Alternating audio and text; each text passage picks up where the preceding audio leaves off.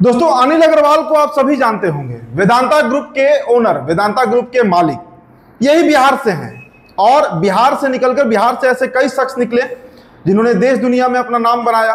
और अनिल अग्रवाल को हम उनके पैसे के चलते जानते हैं, उनके बिजनेस की वजह से जानते हैं। वेदांता ग्रुप, वेदांता अस्पताल आपने देखा होगा, पूरे देश भर में है। और न जाने कितने होटल्स, कई तरह के उनके व्यापार हैं देश और दुनिया में फैले हुए।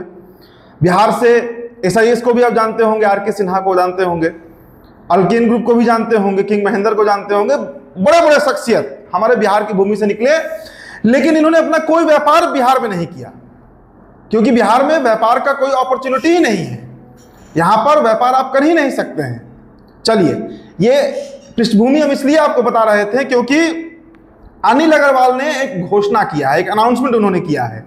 एक ऐसा अनाउंसमेंट जिसे अगर बिहार की सरकार सुन ले और अपना ले तो शायद बिहार का कायाकल्प हो सकता है। कायाकल्प। बिहार में दोस्तों विश्वविद्यालयों की क्या स्थिति है, ये मुझे इस वीडियो में बताने की जरूरत नहीं है, आप सभी जानते हैं। अगर आप पटना यूनिवर्सिटी से पढ़े होंगे, मगध यूनिवर्सिटी, तिलका मांझी, जयप्रकाश नारायण यूनिवर्सिटी, देवेंद्र मंडल यूनिवर्सिटी मधेपुरा और बाबा साहब अम्बेडकर यूनिवर्सिटी मुजफ्फरपुर, सभी विश्वविद्यालयों का हाल एक सा है। सब फीसदी है, वहां पर डिग्री मिलता है, ये तो नहीं कहूंगा बिकता है, एक तरीके से कहिए तो बिकता ही है। उस डिग्री का कोई मतलब नहीं है। अभी नीट का रिजल्ट आया, बिहार का पोल खुल गया। अब विश्वविद्यालयों की हम बात कर रहे हैं और अनिल अग्रवाल की बात कर रहे हैं, तो इसका मतलब समझिए। अनिल अग्रवाल ने इस देश को एक प्रस्ताव दिया है, देश को प्रस्ताव दिया है, बिहार को नहीं, कि अगर कोई राज्य सरकार चाहे तो उस राज्य में वो 15,000 करोड़, आंकड़े सुनिए, 15,000 करोड़ के निवेश से एक वर्ल्ड क्लास यूनिवर्सिटी बनाना चाहते हैं। वर्ल्ड क्लास यूनिवर्सिटी, एक ऐसा यूनिवर्सिटी, एक ऐसा विश्वविद्यालय जहां पर हर साल 2 लाख बच्चे एडमिशन ले सकेंगे। 2 लाख, सोचिए कितनी बड़ी आबादी एक वर्ल्ड क्लास एजुकेशन ले पाएगी अगर वो यूनिवर्सिटी किसी राज्य में खुल जा रही है। लेकिन इसके पीछे दोस्तों उन्होंने कुछ शर्तें भी रखी हैं। और जो यूनिवर्सिटी होगा वो वर्ल्ड क्लास होगा, मतलब जो हमारे बच्चे बाहर जा रहे हैं पढ़ने, देश के बाहर जा रहे हैं, उनको भी अब बाहर जाने की जरूरत नहीं है। बाहर जा रहे हैं और लाखों करोड़ भारत का जो वेल्थ ड्रेन हो रहा है, जो बाहर जा रहा है, ब्रेन ड्रेन तो हो ही रहा है, वेल्थ ड्रेन भी हो रहा है, उसे रोका जा सके। भारत का बुद्धि और भारत का पैसा, दोनों का प्लान रोका जा सके और वो भारत में ही रहे, इसकी व्यवस्था वेदांता ग्रुप भारत में करना चाह रही है। अब चूंकि वो बिहार से हैं तो पहला हक तो भाई बनता है कि बिहारी उन पर हक देता है कि साहब आप हमारे भूमि से हैं, हमारे पास इन्वेस्टमेंट कीजिए, बिहार का कायाकल्प हो सकता है अगर उस तरह की यूनिवर्सिटी खुल जाए। तो दोस्तों, जो परियोजना तैयार की जाएगी उस विश्वविद्यालय को लेकर, देखिए एक बजाते इसका नोटिफिकेशन निकला है, एक ऐड निकला है, आपको हम बताते हैं। देखिए, परियोजना का जो उद्देश्य है वो ये है कि एक वाटर फ्रंट एजुकेशन सिटी बनाना, जिसमें एक विश्वविद्यालय होगा जिसकी गुणवत्ता हार्वर्ड यूनिवर्सिटी जैसी होगी। हार्वर्ड यूनिवर्सिटी उसके जो मानक है, जो गुणवत्ता है शिक्षा की, उस मानक पर यहां पर एक विश्वविद्यालय बने जिस पर पढ़ाई हो, जिसमें अब देखिए सुविधाएं जो प्रदान की जाएगी, क्या क्या वहां पर आपको फैसिलिटीज मिलेगा अगर यूनिवर्सिटी खुलता है तो बिहार में। देखते जाइए, सबसे पहले अत्याधुनिक R&D सेंटर और इनोवेशन हब, ये पहला पॉइंट है जो खुद उन्होंने, अनिल अग्रवाल ने ये प्रपोजल रखा है।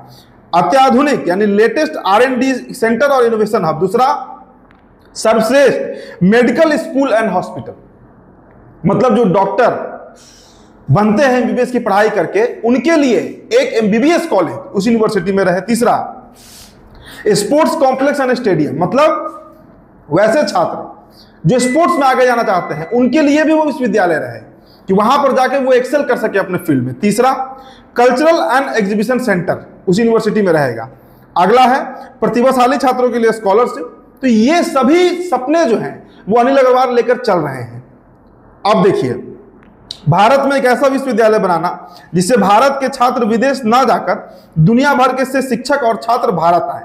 और इसका जो बजट रखा गया है दोस्तों, वो बहुत बड़ा बजट है, 15,000 करोड़। शायद इतना हमारे राज्य का शिक्षा का बजट नहीं होगा जितना कि बजट इन्होंने सिर्फ एक यूनिवर्सिटी के लिए रखा है।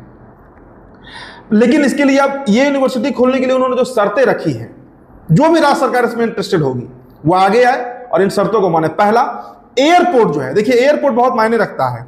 एयरपोर्ट नजदीक होना चाहिए यूनिवर्सिटी से, मतलब 5-10 किलोमीटर के अंदर। अब ये नहीं कि मधेपुरा में खोल दिया यूनिवर्सिटी और पटना आना पड़े फ्लाइट पकड़ने के लिए, दरभंगा आना पड़े 100, 200, 300 किलोमीटर ट्रैवल करके, वो नहीं, नजदीक होना चाहिए एयरपोर्ट।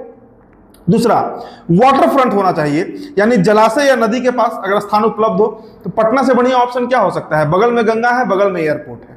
ये दो शर्तें उन्होंने रखी हैं दोस्तों, बस दो शर्तें। एक, जलाशय यानी नदी जो है वो नजदीक होना चाहिए, और दूसरा, एयरपोर्ट नजदीक होना चाहिए।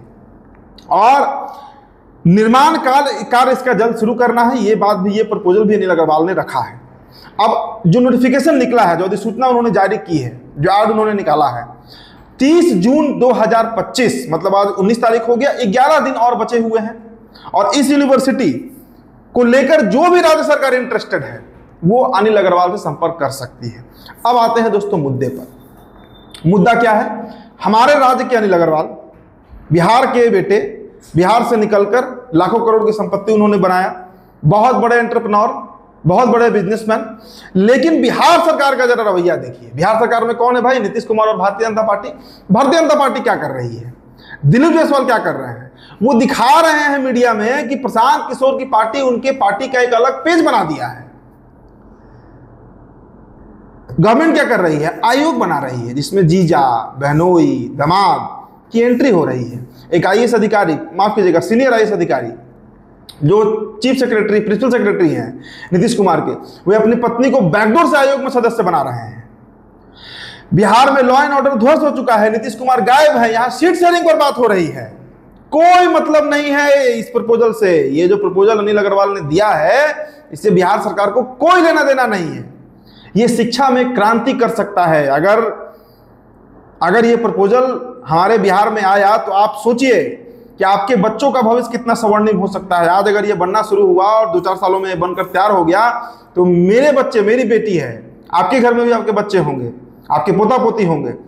अगले 10, 15, 20 सालों में जब वो पौड़ खड़ा होगा बिहार में, तो उसे बिहार से बाहर जाने की जरूरत नहीं पड़ेगी। लेकिन इससे हमारी सरकार को कोई मतलब नहीं है, कोई वास्ता इससे नहीं है हमारी गवर्नमेंट को।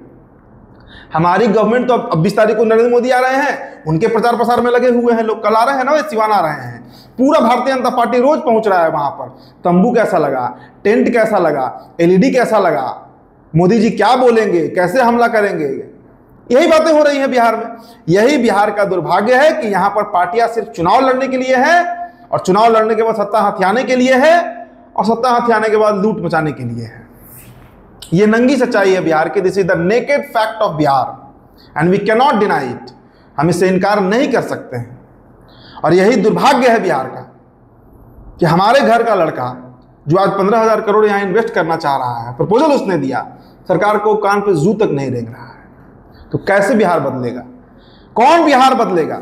एक बिहारी जो चाह रहा है बिहार को बदलना, लेकिन सरकार हाथ आगे नहीं बढ़ा रही है, सरकार को मतलब ही नहीं है। तो दोस्तों, ये खबर मैं आपको इसलिए बताया कि आप वोटर हैं, आप मतदाता हैं, चुनाव सर पर है, सोच समझकर अपना बटन दबाइएगा। एक पत्रकार होने के नाते it's my duty, it's my responsibility कि मैं आपको बताऊं हर वो अपडेट जो बिहार के विकास से जुड़ा हुआ है। तो फिलहाल दोस्तों, इस रिपोर्ट में इतना ही। मेरा नाम उदित तारण है। तो बिहार टॉपर वीडियो आप देख रहे थे, बहुत बहुत शुक्रिया।